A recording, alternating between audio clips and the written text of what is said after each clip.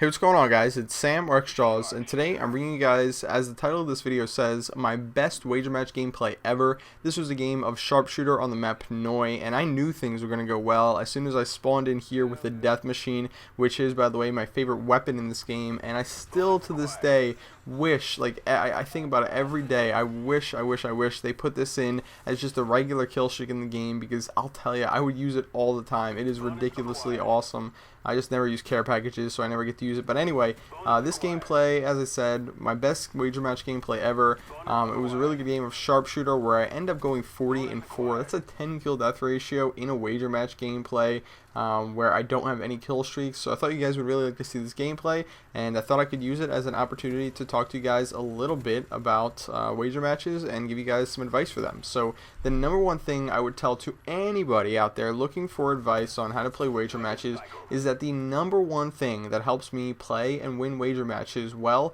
is spawns. Knowing the spawns in wager matches is essential to being able to win these consistently. Now, all the time, people are approaching me saying that, they want to get better at these, and I'm sure if I tell everybody that they need to memorize the spawns in order to do well at wager matches, or at least in order to do well at them consistently, a lot of people would just be like, no, it sounds like a little bit too much work. You gotta play this game way too much to know the spawns, but really you don't. If you fundamentally understand Call of Duty, you can jump into Call of Duty 4, Modern Warfare 2, World at War, any of the games, and understand kind of the way spawns will work in free-for-all. Now, I'm not going to speak for all the other game modes that are out there. Domination spawns are changing, based on what game you're playing. Demolition, capture the flag, all that sort of stuff might change.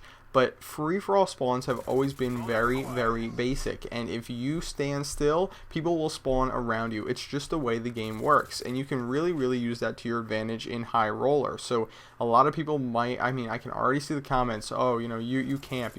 I'm not a camper, but when, I know that I can play defensively and win 20,000 COD points pretty easily, I'm pretty sure I'll do just that. I don't have claymores or anything like that. I'm not sitting in the back of the map. But definitely holding down a position in this map or on any map where people will spawn on either side of you is going to be very advantageous. So what I'm going to tell you is that this changes based on what map you're playing, but at least for this map today, I could show you guys one really useful spot that I like to use that helps me do really well.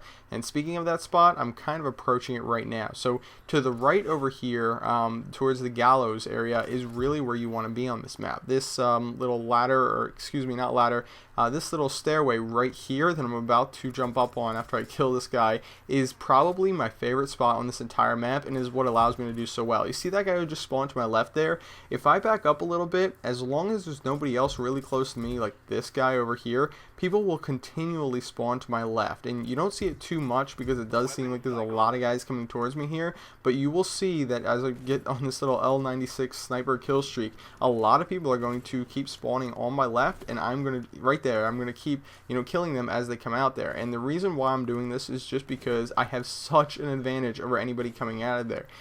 Two things I want to point out. Number one, I've got cover and they don't. They're running out in the middle of nowhere in this doorway where they have to try and pick off my head, and it's just not a good situation for them. They even have, a higher chance of, killing me with a sniper rifle, because if I miss one bullet, then they've got a pretty big, opportunity to kill me. But even here, when I'm not that great of a sniper, I'm able to kill them over and over. And the other great thing about this position, this little setup that I'm in, that I keep putting myself in, is that when they spawn over there, they can either try and run out and kill me, or they can run all the way around, like literally run really far, and that's not what people want to do. When people are in wager matches, they don't want to run away from the action, they want to run to the action over and over, because the fact of the matter is that it's the most kills or the most points wins. It has nothing to do with kill death ratio. So that guy spawning to my left, he's going to keep coming out over and over, because it's going to probably be a different guy almost every time. It's going to kind of cycle through,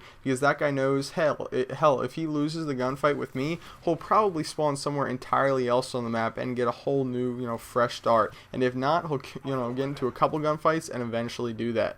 And other than that, one big piece of advice I can give you guys is that if you can, kind of play more conservatively and build up the perks all the way up until the point where you have lightweight, sleight of hand, steady aim, and double XP, really, it doesn't matter if it takes you a whole weapon to do that, or even 2 weapons to do that, meaning, 2 weapon cycles. If you have to, take a full minute or a minute and a half to, get your perks by playing a little bit slower, it will pay off in the end, because the double XP helps you out so much, it's ridiculous. I can't tell you how many games I've won where I end up with less kills, but more points because of the double XP. And that's why I really like this game mode, because it's sort of a balance between kill-death ratio and the amount of kills you get. So, anyway, I hope those tips helped you out, guys. Good luck with learning the spawns.